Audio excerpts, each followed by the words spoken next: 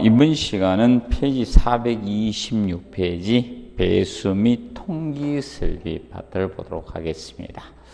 자, 배수 설비라는 것은 일반적으로 우리가 급수나 급탕을 통해서 물을 사용했습니다.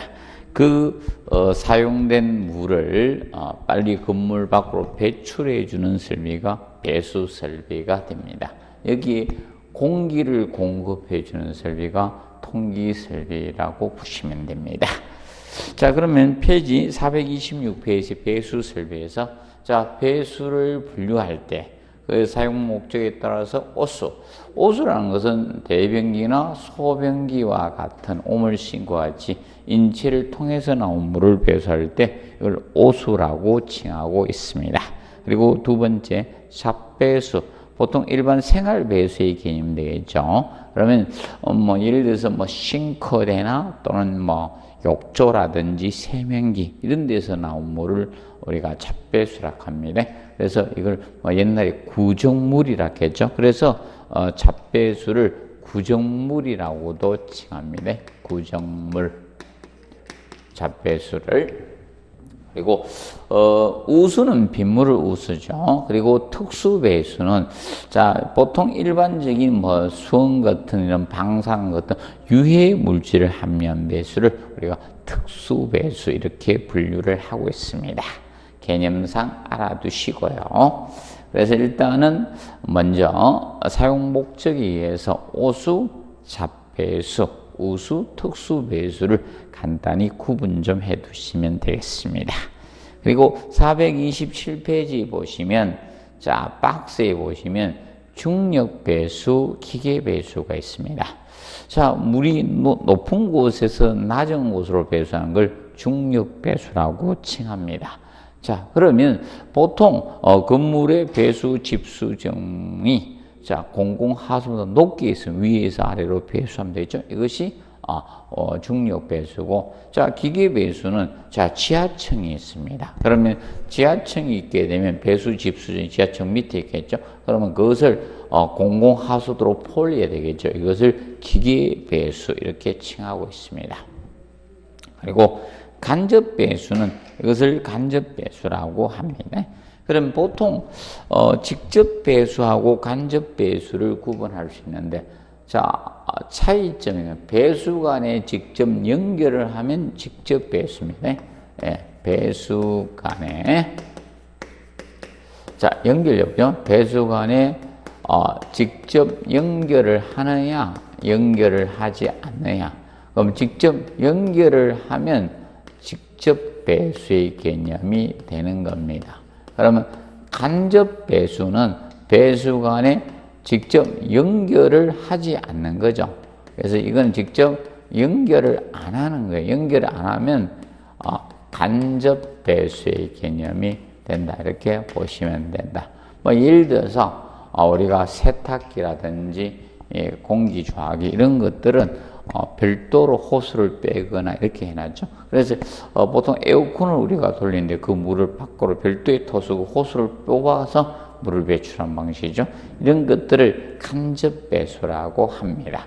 그럼 여러분들 집에 있는 욕조나 싱크대 또는 여러분들 있죠, 세면기 이런 것은 직접 배수라 이렇게 보시면 됩니다.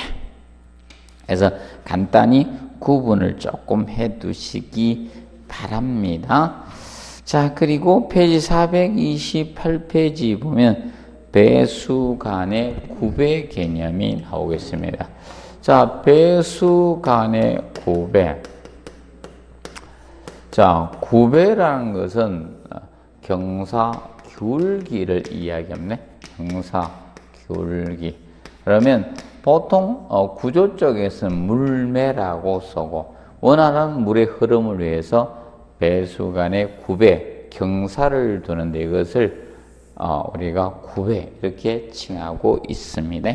간략히 알아두시면 되겠고요. 그리고 페이지 430페이지 보시면 자, 트랩 개념이 나오고 있습니다.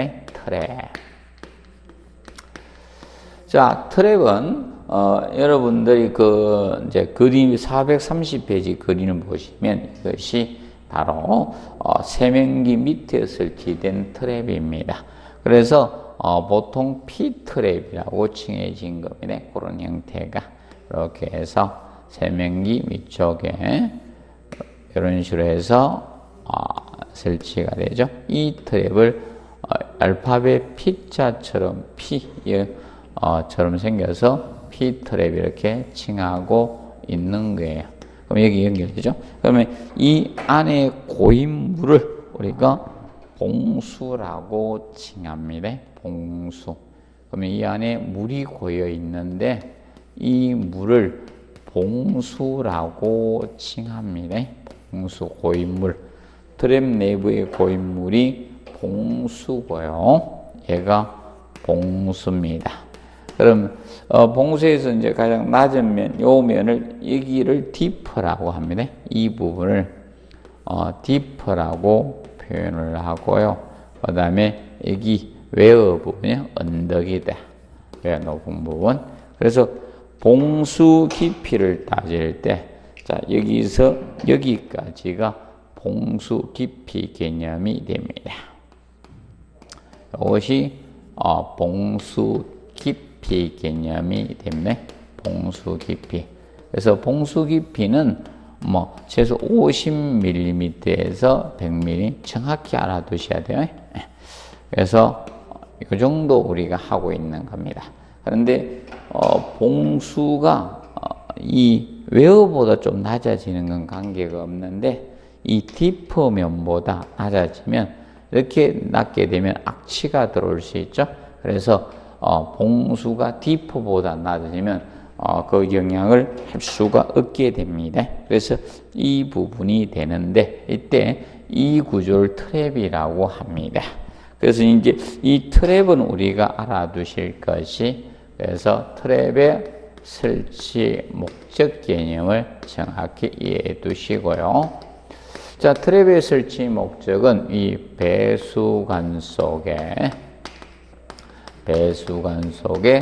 자, 악취나 이런 유독가스 등의 실내 침투 방지 목적인데, 실내 침투 방지 목적으로 이 트랩을 설치를 하고 있습니다. 기억을 해 두시면 되겠고요. 그래서 이제 이렇게 이 개념이 트랩이다. 그래서 이 개념 가지고 많은 시험에 언급이 되었습니다. 정확히 우리가 해 두시기 바랍니다. 그리고 트랩의 종류는 거기 보시면 SPU 드럼벨이죠. 이것은 자 이겁니다. SPU 드럼 형상이죠. SPU 드럼벨 종처럼 되네. 그래서 이것은 형상에 따라서 어떤 형상을 모양을 갖추니에 따라서 명칭이 부여가 된 겁니다.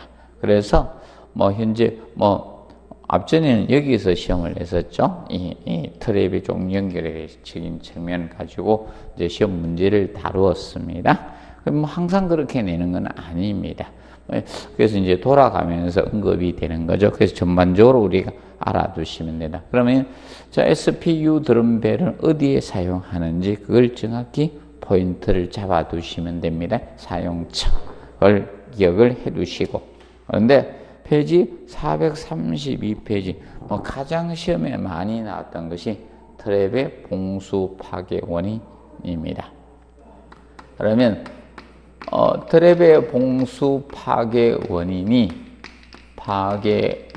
개념이 현재 그 6가지로 언급이 되고 있어요. 자기 사이픈 작용, 유인 사이픈 작용, 흡출 작용, 토출 작용, 흡출 작용, 흡인 작용이라고 하죠. 2번에. 그리고 3번에 분출 작용, 토출 작용이 있고요. 그러면 지금 현재 2번과 3번이 제일 중요합니다. 유인 사이픈 작용, 그래서 흡출, 흡인 작용, 이거 2번하고 3번의 분출, 토출 작용이 중요합니다. 그리고 모세관 작용, 그리고 정발, 그리고 운동형 간성 작용, 이런 것이 6가지가 있습니다. 그러면 유인 사이픈 작용, 유인 사이폰 작용 개념, 유인 사이폰 작용 또는 뭐 합출 작용, 흡인 작용이라고 칭하죠. 자, 이것은 수직강 가까이 설치된 하류기구에서 잘 발생하는데, 자, 이 경우입니다. 지금 현재 예를 들어서 지금 현재 우리가 이렇게 트랩이 있습니다. 조금 전에 그랬던 트랩 가지고 하면 이렇게 해서 접속이 이게 수직강 가까이 이렇게 배치가 됐다는 게, 이게 배수 수직강이 있는데 수직강 가까이 이 기구가 배치가 됐습니다. 그러면 여기에 고인 물이, 여기 이제 봉수가 고여 있었는데, 여기에서는 상층에서, 여기 이 기구에서 물을 내리지 않았습니다. 상층에서 물을 쓰고 확 내리니까, 물이 내려가면서 여기가 순간적으로, 일시적으로 진공 상태가 생겨요. 일시적 또는 순간적으로, 진공 상태가 생기네. 진공 상태, 감압 상태, 부합했죠? 이것이 빨려 들어가는 현상입니다. 그래서 이제 수직강 가까이에, 여기 이제 수직강 가까이에, 이 기구가 빨려 들어가는 현상을 유인 사이폰 작용, 이렇게 칭합니다. 그런데, 세 번째 분출, 토출은 반대의 개념이죠. 그래서, 보통 어떤 경우가, 이게, 분출, 토출은, 분출, 토출 작용, 하층, 하류기구에 있습니다. 분출이나 토출 작용. 이 경우는 하층, 하류기구입니다. 자, 여기 이제 수평관이 있어 하층, 하류기구 쪽에서 생깁니다. 하층, 하류기구 쪽에서 많이 생겨요.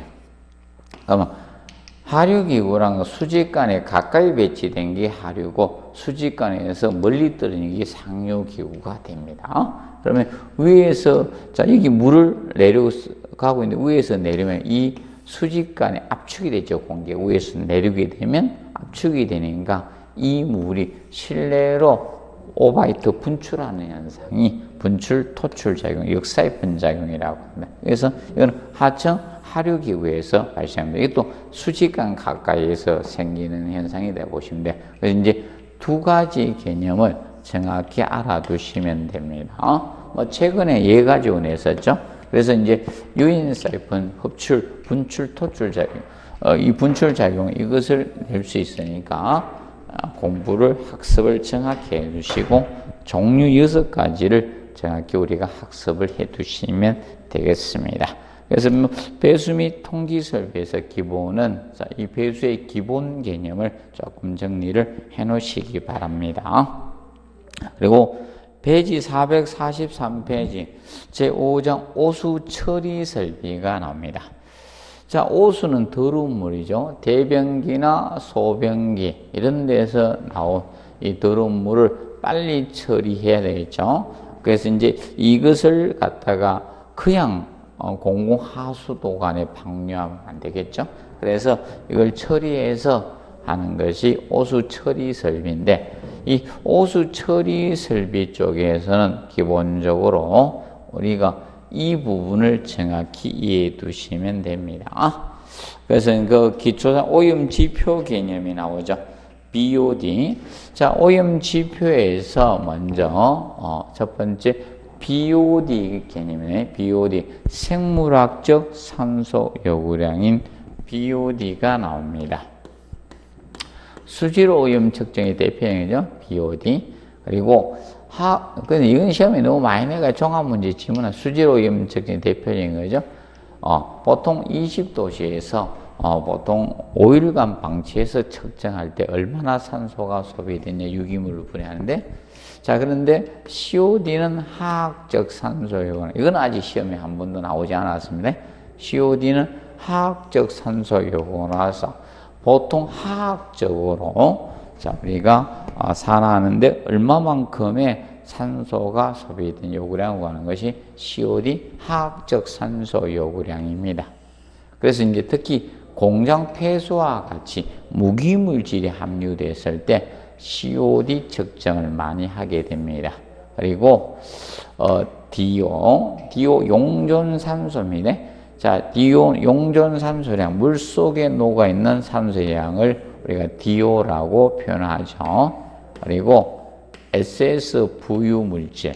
자, SS는 입경 2mm여서 이제 보통 부유물질 개념이 되죠. 그래서 이 부유물질로서 오수의 탁도, 그래서 오수의 현탁의 정도 탁도를 나타내는 게 SS입니다. SS. 자, 그래서 이 네 가지 다 측정 단위는 우리가 ppm 단위를 씁니다. 측정 parts per million 100만 분율로 나타냅니다. ppm. 그래서 여기에서는 이 같은 개념이 그램 퍼 입방메다야.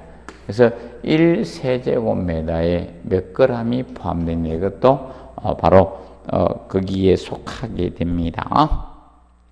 기억을 해 두시고, 그 다음에 스큼이 나오죠. 오수 표면도 오물 찌꺼기를 스큼이라고 표현합니다. 오물 찌꺼기고 스큼은, 그리고 활성온이하고 헷갈리면 아니 됩니다. 이거는 오물 찌꺼기고요. 오물 찌꺼기. 그리고 활성온이는 미생물 덩어리, 균이죠. 미생물 덩어리를 활성온이라고 우리가 칭합니다. 정리를 해 두시면 됩니다. 자, 그리고 페이지 445페이지면 BOD 제거율 개념이 납니다. 뭐 최근에 거의 중요하게 다룬 이 BOD 제거율이 제일 많이 나오고 있죠. BOD 제거율. 자, BOD 제거율이라는 것은, 자, 유입수 BOD, 정화조에 들어오는 유입수 BOD 마이너스 유출수. 유출수는 방류수 개념이 되죠. 유출수 BOD 분의, 자, 유입수 BOD 것을 백분율한 것이 BOD 제거율 개념이 됩니다. 제거율.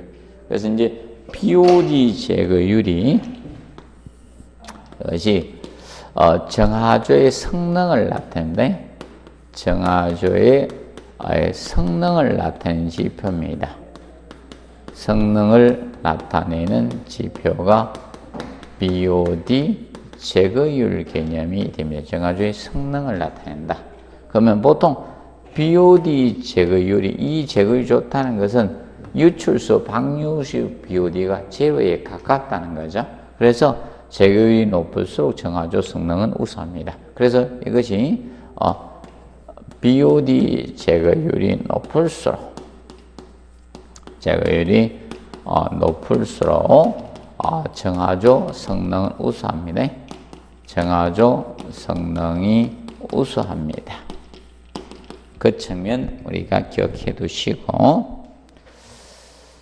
자, 그리고 뭐 446페이지 보시면 뭐 오수 정화 처리 방식, 물리적 처리 방식이 있고요. 그래서 뭐 스크린이나 침전, 뭐 교방, 여과 이런 게 물리적 처리 방식이고, 화학적 처리는 중화나 소독이 있고요.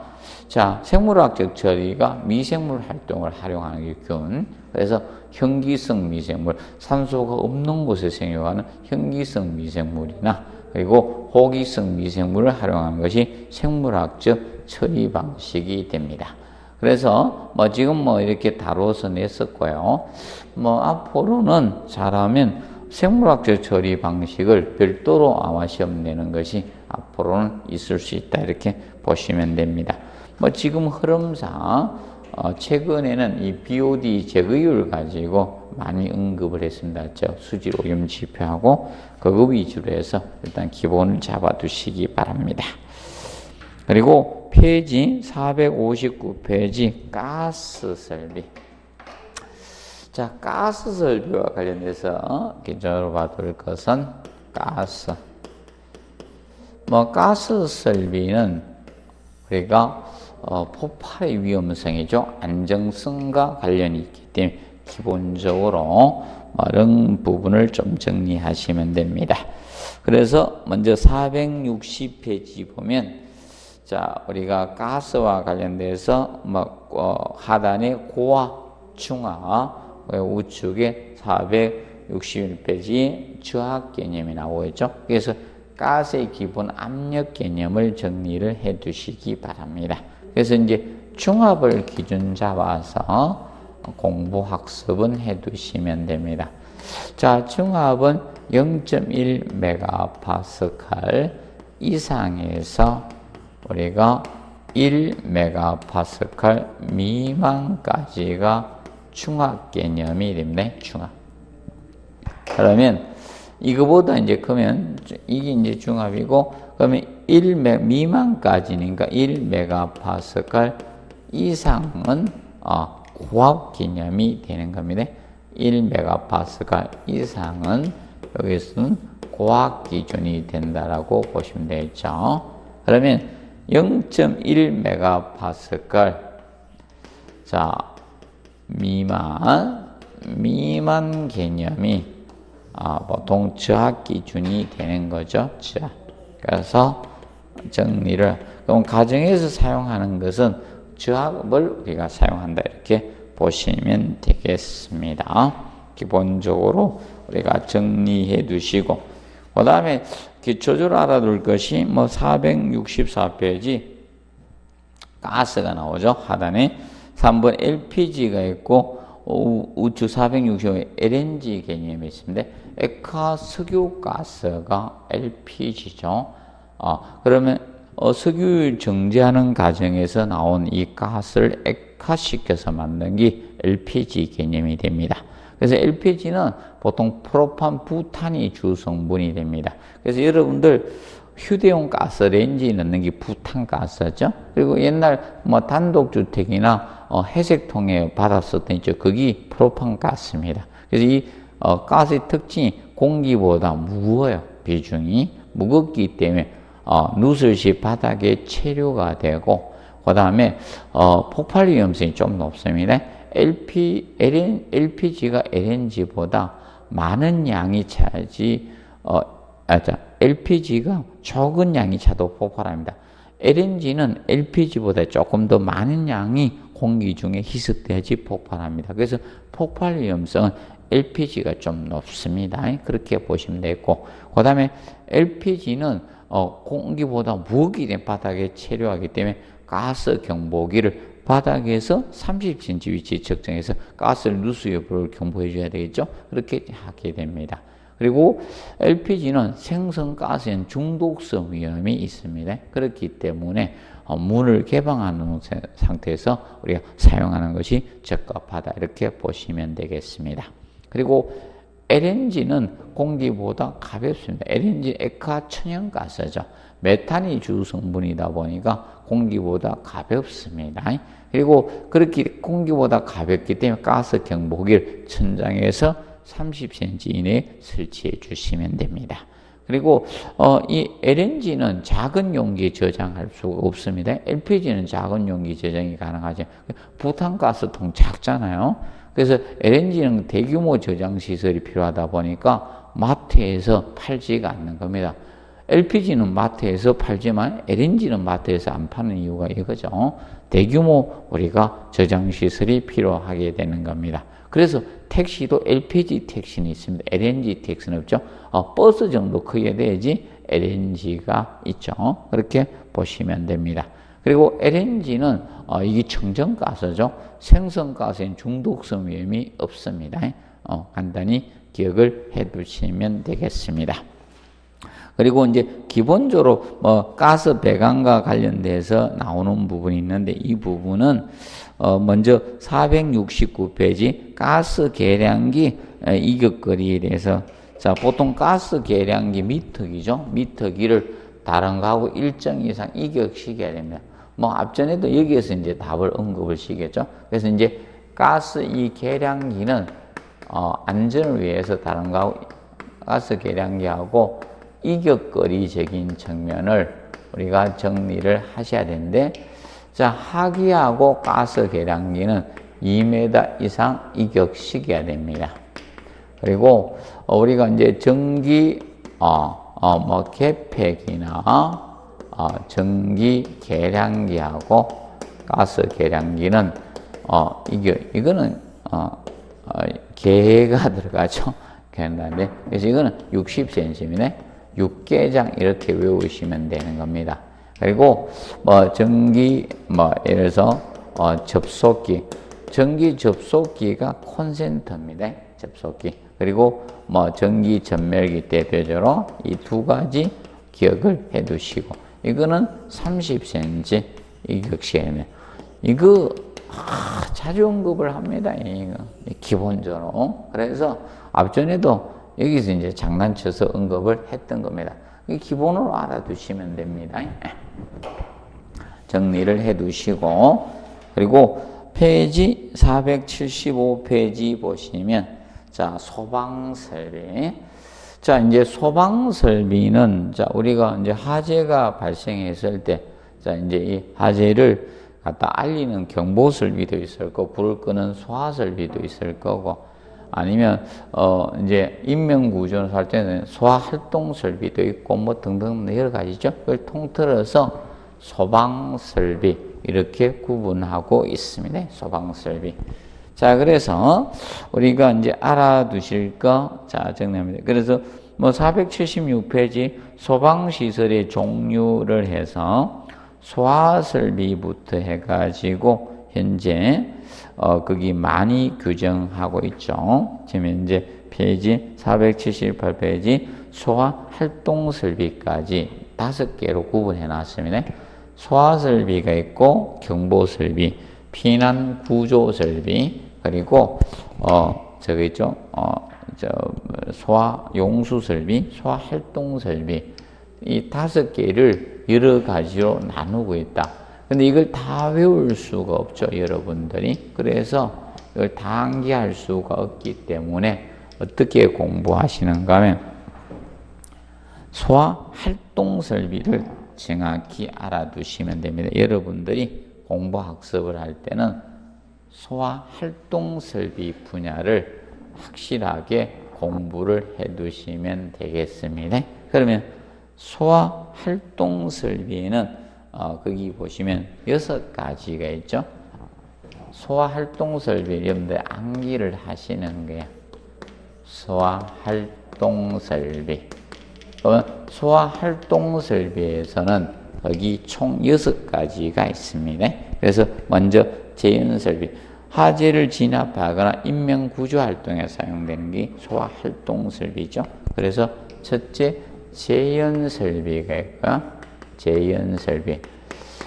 재연설비는 아파트의 경우는 특별 피난계단 쪽에 설치되죠. 뭐 성강기 홀, 거기가 보통 계단에 부속실, 전실이라고 칭하거든요. 그 부분에 보통 설치가 되어 있어요, 아파트는. 그래서 재연설비가 있고, 연결 송수관 설비, 연결 송수관 설비가 있고, 연결 살수 설비가 있습니다. 연결 살수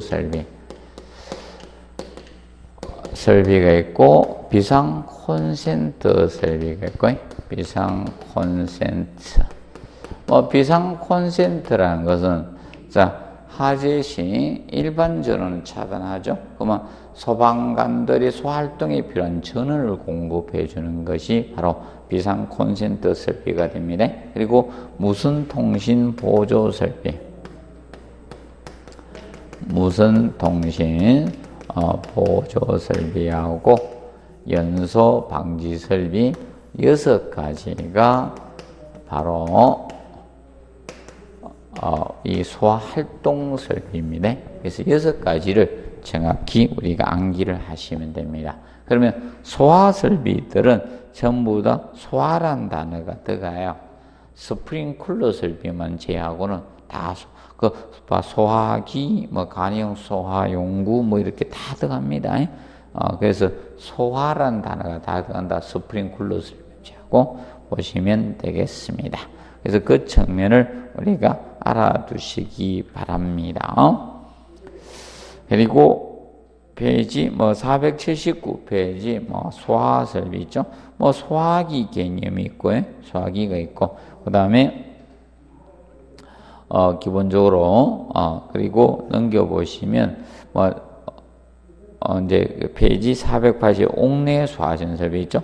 옥내 소화전 설비 이런 부분은 시험에 많이 냈었죠. 그래서 최근에 한두 해는 좀 뜸했죠. 왜 그런가 하면, 요새는 피난 구조 설비 쪽이나, 아까 소방시설에 이제 분류하는 이런 부분을 언급을 좀 많이 했습니다. 그러면 여러분들 기본적으로 건물에 있는 게 옥내 소화전 아닙니까? 기본으로 아파트 각 층마다 옥내 소화전 설비가 설치되어 있을 겁니다. 그리고 우리가 이제 아파트는 이제 특히 이제 스프링 쿨러 설비가 설치되어 있죠. 스프링 쿨러 설비 자동식 소화 설비입니다. 그러면 아파트 세대 내에서 화재가 났을 때 이제 고층에 대해서 불을 끄기 힘들거든요. 그래서 보통 우리 아파트는 특정 11 이상 되는 아파트는 보통 전층에 스프링 쿨러를 설치해서 화재가 발생하면 헤드가 탁 터지면서 물이 살수대로 되어 있죠. 그런 스프링 쿨러 설비가 있을 거고, 그 다음에 아파트 단지 하단 같은데 옥외 소화전이 설치되어 있습니다. 옥외.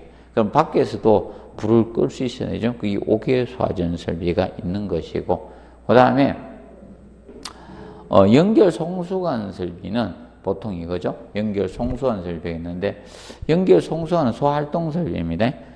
이 개념입니다. 화재 시 소방차가 와서 송수관을 통해서 물을 공급해주면 각 수직 배관을 통해서 올라갑니다. 그러면 각 층에 방수구가 설치되어 있습니다. 그럼 방수구에 소방호스를 체결해서 소방관들이 불을 끄는 게 거기 연결 송수관 설비가 있습니다. 그리고 연결 살수 설비하고의 차이점은 뭔가 하면, 연결 살수 설비는 지하층 이런 데만, 지하가 이런 데 많이 있습니다. 그러면 보통 지하층은 소방관들이 들어갈 때가 계단으로 하는 출입구 그거밖에 없거든요. 그래서 화재 시 송수구를 통해서 물을 공급하면, 자, 각 층의 배관을 통해서 이제 지하 이런데 천장에 개방형 헤더가, 살수 헤더가 설치되어 있습니다. 그러면 소방차로 물을 공급하면 살수 헤더에서 그냥 물이 쏟아지게 되는 것이 연결 살수 설비 개념이 됩니다. 이런 분야가 있는 겁니다. 그래서 이제 그래서 그거는 한번 시험이 언급이 되었었습니다. 그리고 우리가 이제 경보 설비 개념이 있는데, 자, 경보 설비는 대표적으로 501페이지 보면 경보 설비가 나옵니다. 경보를 하기 위해서는 화재가 났는지 감지를 해야 되겠죠? 감지기와 관련된 것이 있고, 그래서 이제 초창기 감지기 같은 것들이 많이 우리가 시험에 언급이 되었던 겁니다. 그래서 보시면 되겠고, 그리고 페이지 506페이지 보면 피난 구조 설비 개념이 나옵니다. 피난 구조 설비. 그러면 피난 구조 설비는 일반적으로 여러분들이 화재 시 피난을 가야 될 거 아닙니까? 그러면 예를 들어서 유도등도 있을 거고, 유도등도 종류가 여러 가지겠죠. 보통 출입구를 나타내는 피난구 유도등이 있을 거고, 그리고 이제 통로 유도등이 있습니다. 여러분들이 보통 거실이나 복도나 계단 같은 통로 유도등 이제 안내를 해야 될 거 아닙니까? 통로, 출입구를 나타내는, 피난구를 나타내는 게 피난구 유도등이고, 통로 유도등이 있겠죠. 통로등은 거실이나 복도라든지 계단 이런 통로 유도등이 있을 겁니다. 그리고 유도 표지라든지 피난 유도선을 해놓은 것들이죠. 유도선 이런 것들이 우리가 피난 구조 설비에 해당이 됩니다. 대표적으로 여러분들 그런데 이제 계단을 못 내려갈 걸 대비해서 건물에 출입구를 나타내서 이제 외벽을 통해서 왕관기를 통해서 이렇게 내려가도록 되어 있죠. 근데 왕관기도 있고 간이 왕관기가 있습니다. 그럼 왕관기는 연속 사용을 할 수 있고, 간이 왕관기는 연속 사용 못해. 몸무게에서 내려갔다가 자동으로 또 다른 사람이 올라갈 수 있도록 하는 게 왕관기입니다. 그래서 여러분들이 보면 사람들이 많은 데는 간이가 아닌 왕관기를 설치해 놓고, 1인 거주하는 데는 그냥 간이 왕관기를 이렇게 해 놓은 겁니다. 그렇게 보시면 됩니다. 그런 부분을 우리가 시험에 다뤘었습니다. 그래서 것을 보고 이번 시간에 여기까지 정리하고, 다음 시간에는 513페이지 위생기구 및 배관용 재료 파트를 살펴보도록 하겠습니다. 수고하셨습니다.